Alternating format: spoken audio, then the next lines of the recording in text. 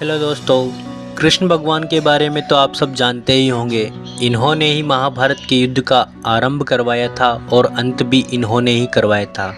ऐसा कोई धर्म नहीं है, ऐसा कोई अधर्म नहीं है, ऐसा कोई वरदान नहीं, ऐसा कोई श्राप नहीं जिसे यह मिथ्या ना कर सके। इनकी दृष्टि में इनके सृष्टि उत्पन्न होती है और इन्हीं की दृष्टि से सृष्टि का विनाश होता है।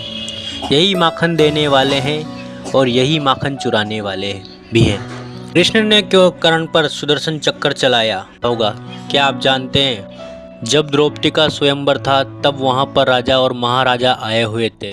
तभी वहां पर श्री कृष्ण कर्ण से मिले और उन्हें देखकर बहुत प्रसन्न हुए। दोनों ने एक दूसरे को गले से लगाया और बैठ गए।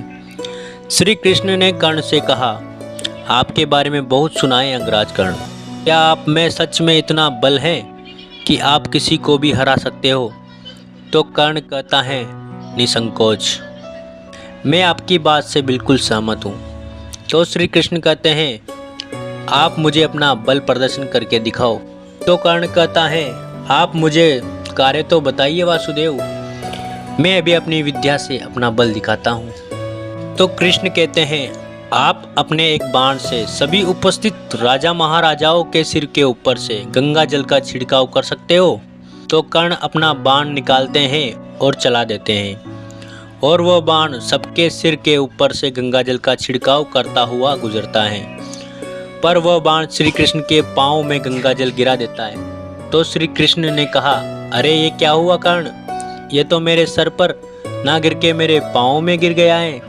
तो कर्ण कहता है, ये तो मेरा आदर था सिर्फ आपके लिए वासुदेव। तो फिर श्री कृष्ण हंसने लगते हैं और उनके आदर से प्रसन्न होकर कर्ण को द्वारका आने के लिए निमंत्रण देते हैं। और एक दिन कर्ण द्वारका नगरी के लिए प्रस्थान करते हैं। तभी वहाँ पर पहाड़ी से बच्चा गिरने वाला होता है, तो कर्ण उसे बचा लेते हैं और अपने साथ द्वारका नगरी ले आते हैं। तो श्री कृष्ण कर्ण का बहुत अच्छे से स्वागत करते हैं और उसके लिए भोजन लगाते हैं।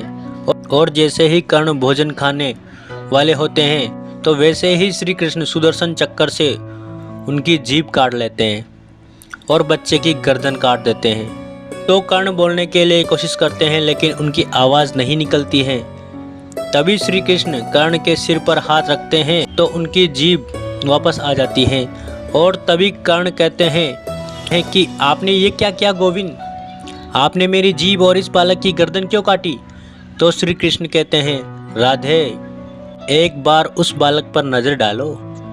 तो बालक जहरीले नाग में परिवर्तित हो जाता है।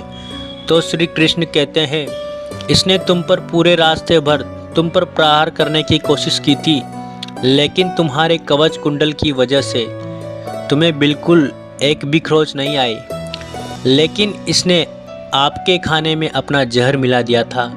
कर्ण श्री कृष्ण के आगे हाथ जोड़कर खड़े होते हैं और कहते हैं, हे देवकी नंदन वासुदेव, तुमने मेरे को बचा लिया और मेरी आंखें खोल दी, वरना मैं तो इस बालक को एक साधारण बालक ही समझ बैठा था और मैं उसे महल में लाने के लिए मैं आपसे क्षमा चाहता हूँ।